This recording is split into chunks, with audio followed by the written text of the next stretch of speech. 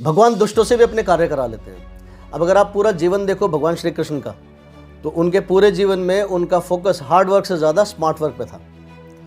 अब जब उनका जन्म हुआ तो उनकी माया के प्रभाव से उनके पिताजी वासुदेव उनको पहुंचा देते हैं गोकुल। और फिर जब कंस को खबर पहुंचती है कि देवकी ने 8वीं संतान को जन्म दिया है, तो वो वहाँ पहुँचता है, देखता है तो वहाँ पे पुत्र के बजाय पुत्री होती है, तो वो उसको भी मारने की सोचता है। तो वहाँ आकाशवाणी होती है, आकाशवाणी के थ्रू उसको पता चल जाता है कंस को कि भाई ये तो उसकी 8वीं संतान नहीं है, 8वीं संतान तो कहीं और पहुँच चुकी है। अपने गुप्तचर लगा देता है फिर वो पता लगाने के लिए। तो गुप्तचर पता लगाते हैं कि भाई जो 8वीं संतान है वो तो गोकुल के अंदर है। बस वहीं से फिर कंस जो है वो भगवान श्री कृष्ण की सेवा करनी स्टार्ट कर देता है। कैसे? वो एक के बाद एक राक्षस भेजने स्टार्ट करता है भगवान श्री कृष्ण को मारने के लिए। अब भगवान श्री कृष्ण ने कोई अकेले कंस को मारने के लिए जन्म थोड़ी लिया था, उनको और भी बहुत सारे राक्षसों को ऊपर पहुंचाना था। तो कंस सबसे पहले पूतना को भेजता है, तो पूतना भगवान श्री कृष्ण को दूध पिलाकर मारने की कोशिश करती है, भगवान श्री कृष्ण उसी को मार डालते हैं। उसके बाद कंस तृणासुर को भेजता है, तृणासुर बवंडर के रूप में आता है, भगवान श्री कृष्ण उसको भी मार देते हैं। फिर उसके बाद कंस भेजता है वत्सासुर को, वत्सासुर एक बछड़े का रूप बनाकर भगवान श्री कृष्ण की गायों के बीच में घुस जाता है। तो भगवान श्री कृष्ण उसको पहचान लेते हैं, उसकी पूंछ पकड़ के घुमा के पटक के मारते हैं, उसका भी काम तमाम कर देते हैं। फिर उसके बाद कंस भेजता है वकासुर को। अब वकासुर वहाँ पहुँचता है बगुले के रूप में, तो भगवान श्री कृष्ण उसको भी मार डालते हैं, उसकी चोंच को चीर डालते हैं। फिर उसके बाद कंस भेजता है अघासुर को, तो अघासुर एक बड़े से अजगर का रूप बना करके और अपना मुंह खोल के रास्ते में बैठ जाते हैं जैसे कि कोई बड़ी सी गुफा हो।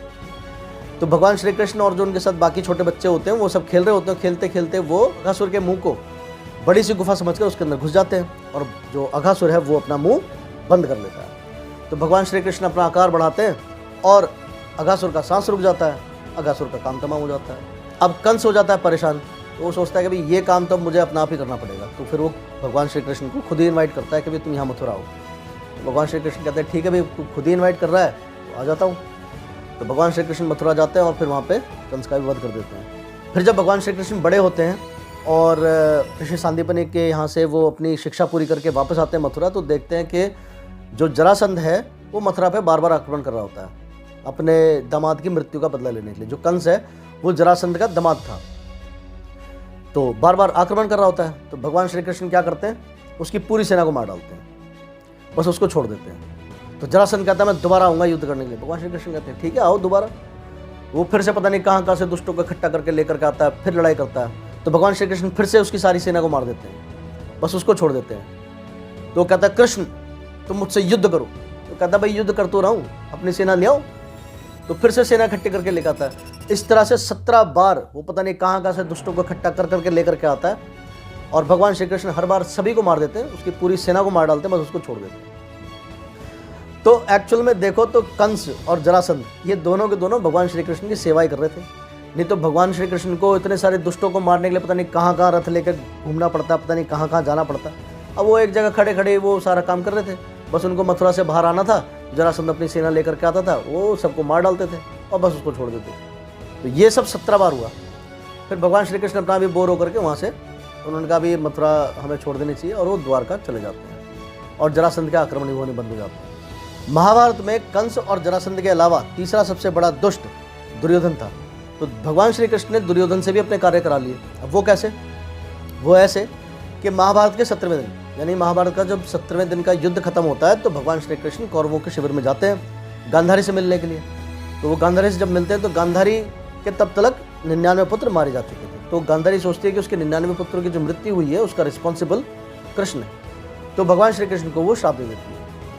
तो कृष्ण जब वहाँ से वापस लौट रहे होते हैं तो देखते हैं रास्ते में दुर्योधन बिल्कुल नंगा पुंगा एकदम दौड़ा चला रहा है। तो भगवान श्री कृष्ण समझ जाते हैं ये तो कुछ गड़बड़ है और वो समझ जाते हैं कि ये जा रहा है गांधारी के पास और गांधारी जो है वो इसको वरदान देगी और गांधारी का वरदान पूरा हो गया तो इसको हराना इम्पॉसिबल हो जाएगा क्योंकि इसकी बॉडी पूरी वज्र की बन जाएगी। तो भगवान श्री कृष्ण उससे दुर्योधन से मिलते हैं और दुर्योधन उनको देख कर घबरा जाता है क्योंकि दुर्योधन तो उस समय बिल्कुल नंगा पुंगा होता है। तो भगवान श्री कृष्ण दुर्योधन से कहते हैं कि हे युवराज दुर्योधन, आप ये ऐसी नग्न अवस्था में कहाँ दौड़ चले जा रहे हो?